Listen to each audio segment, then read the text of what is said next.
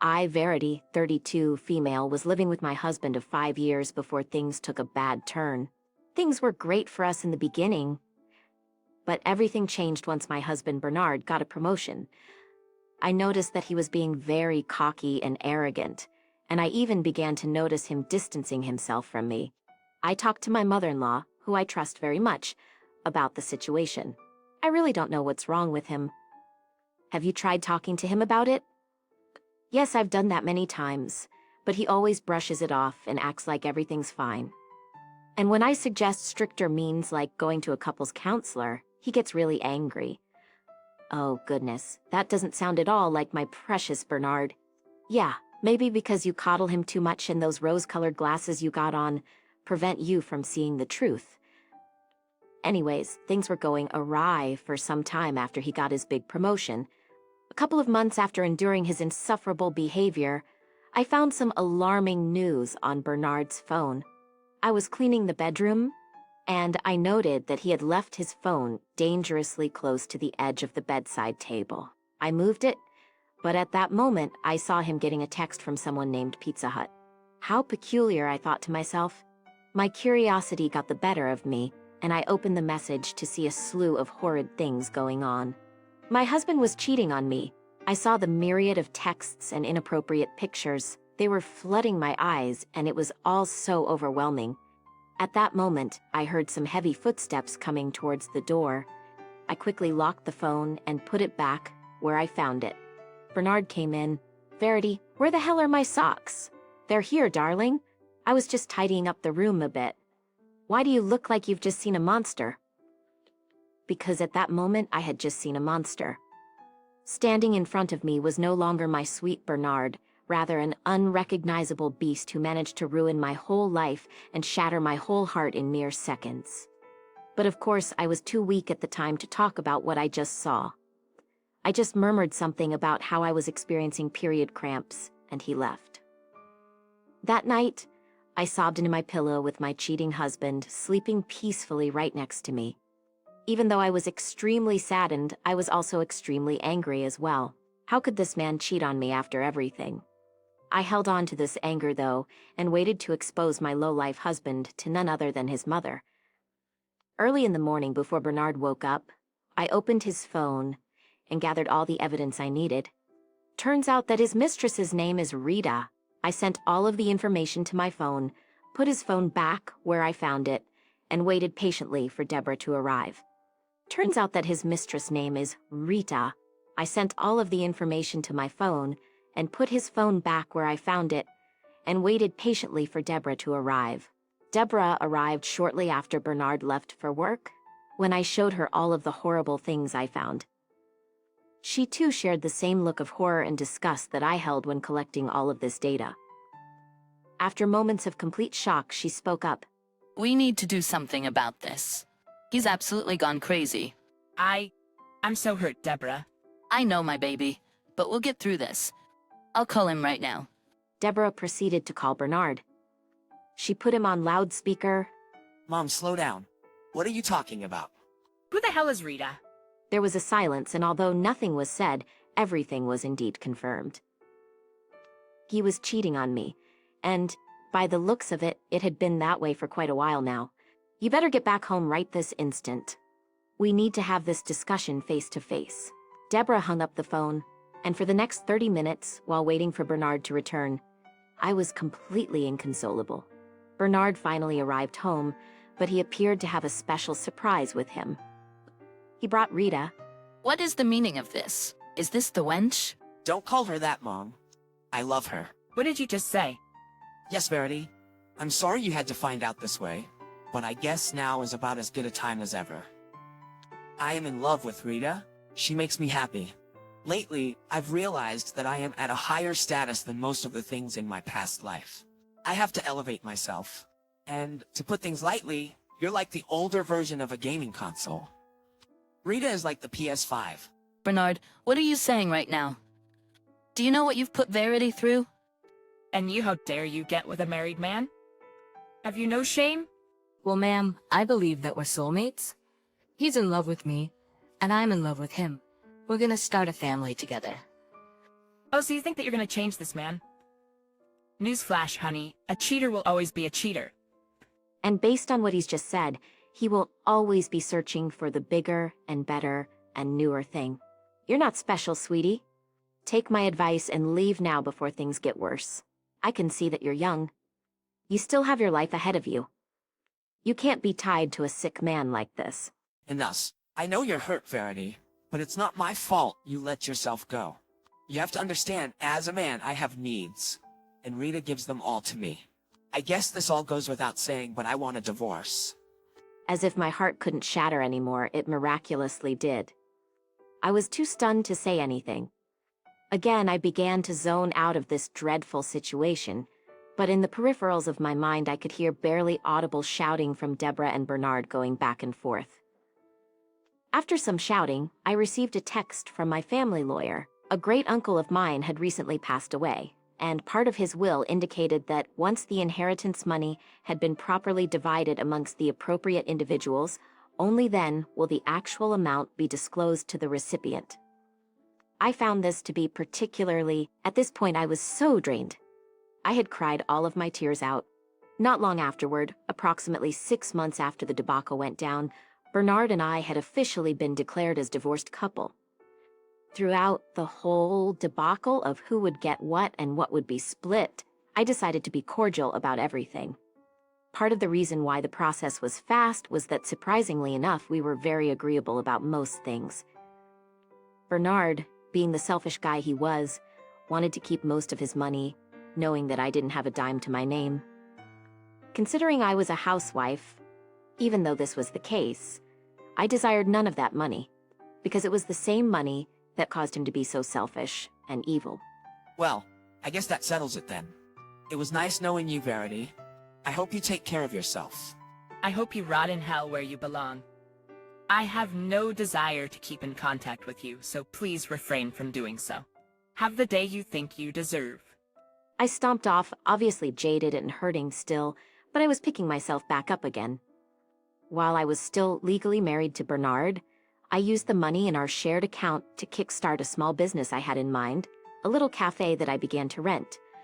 It was a way for me to make money, since I knew that I would be getting little if nothing from this divorce settlement. So, as I was walking to my apartment complex that I began renting shortly after kickstarting the business, I received an email from George.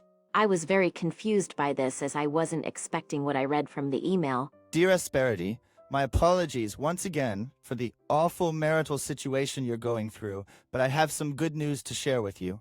Please contact me at your earliest convenience. 3 hours later, George and I were meeting at my quaint little cafe to discuss whatever news was so important that he couldn't tell me on the phone.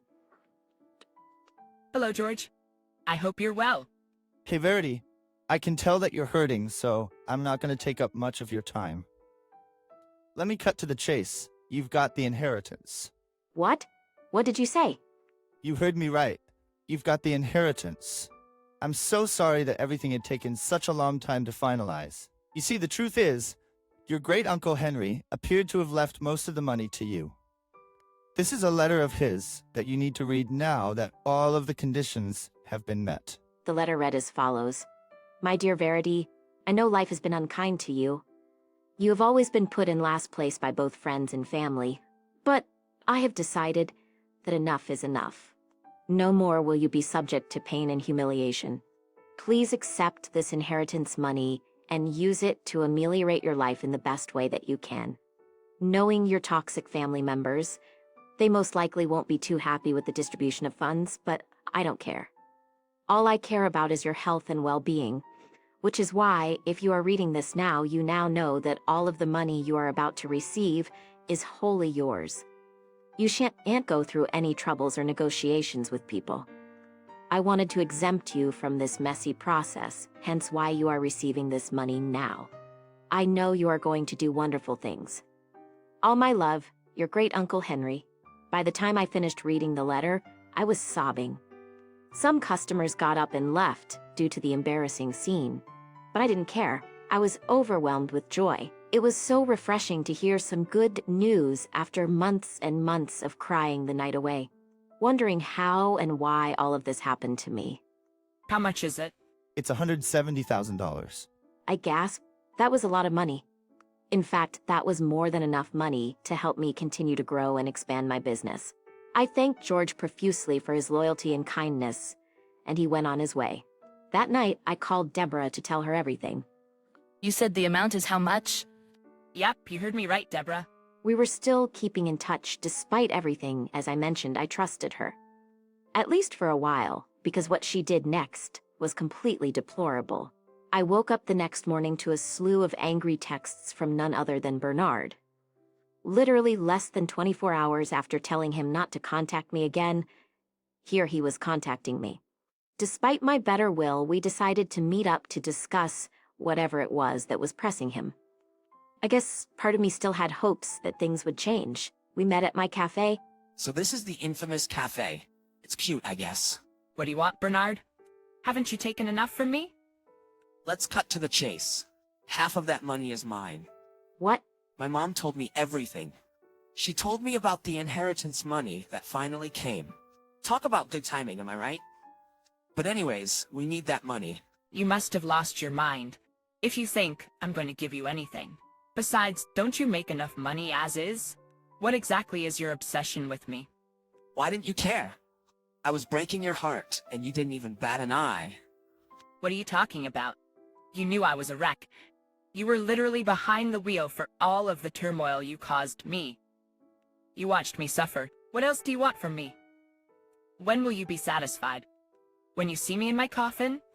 Enough. I don't have time for this. Just give me my money, and I'll be on my way. I need the money for my wedding to Rita. What exactly makes you think that you're entitled to this money? Are you sick in the head? The inheritance situation was happening whilst we were still married, so technically, that money belongs to me. I paused. I felt embarrassed. I didn't know the technicalities like that.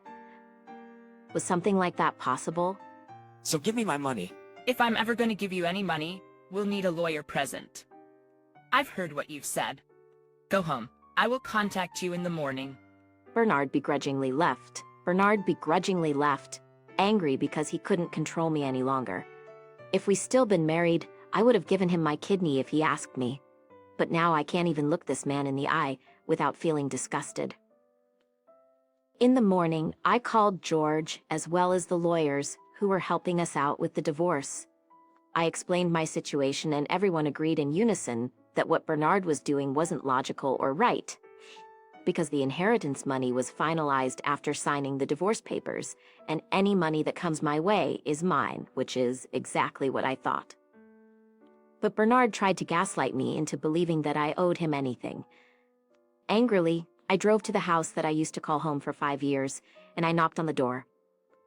Eventually, someone answered. Oh hell. Move. I'm not here for you. I'm here for your evil fiancé. What is the meaning of this? Do you dare come into my house and cause a ruckus? Oh, you mean our house? The house that we built together? You have a lot of nerve treating me the way you do, as if I wasn't good to you. I genuinely believed that you should get your head checked, because there are some screws loose. At that moment, like clockwork, Deborah came out of the kitchen. Now what's all this noise I'm hearing? Deborah, how could you do this to me? What do you mean? You told your trifling son about the inheritance money. What for? Don't speak to me about my son that way. And I told him because, well, I believe that perhaps we could partake in some of that money. I should have known where Bernard got his cheating habit from. I guess the apple didn't fall far from the tree. All of you are sick. You're trying to siphon money from me? I'm struggling to keep afloat, and something good has happened to me for once in my life. And you people want to take that away from me? Well, too bad. I went on to explain to the bumbling fools that the money I got was completely mine, and that because the divorce papers were signed, there was no way for any of these people to get their grubby hands on my money. Of course, Bernard didn't like this news at all, and he proceeded to go on a little rampage, yelling and cursing, and even breaking things. I did see his true colors because you won't believe what happened next. Bernard got into his car and began to drive off. I thought that we were done arguing and that he went somewhere to cool off, but when I arrived at my cafe, I found my store had been vandalized. The windows were broken and most of the furniture was damaged. I immediately knew who did this, and I called the perpetrator. Bernard, really? You vandalized my shop? It had to be done. You aren't giving us the money. Maybe now you'll cooperate. I know that you do have security cameras, so good luck trying to press charges. Wow, just wow. I cut the call and proceeded to call my good friend George to assess the situation. George began to laugh. We got him now, Verity. What do you mean? He ruined everything. He ruined my life. And even if I fix it, he'll come back again and again. Don't you see, Verity? We can sue him for this. And with that being said, we can also renegotiate the terms of your divorce settlement. What? But I do have evidence. Yes, you do. There's always evidence. And sure enough, there certainly was. I discovered that the cameras that came with the building were still working. I was under the impression that they were functional, and I caught Bernard's vandalism very clearly. I brought this evidence to George to collate and compose a case against Bernard. Thankfully, our case was well received, and because of the nature of our tumultuous relationship, as well as the collection of all of the verbal and emotional abuse that had happened to me, I was highly favored, and the judge determined that I will be receiving $20,000 from Bernard in damages. This obviously made Bernard fill up with rage, and he proceeded to appeal this, but time and time again his appeal was rejected. Now that I have all this money, I can properly cater to my cafe and allow it to grow and expand. The last I heard of Bernard, Rita, and Deborah was that they were all constantly quarreling and bickering, and word on the curb is that Bernard has been spotted several times with a young and attractive blonde woman on his arm.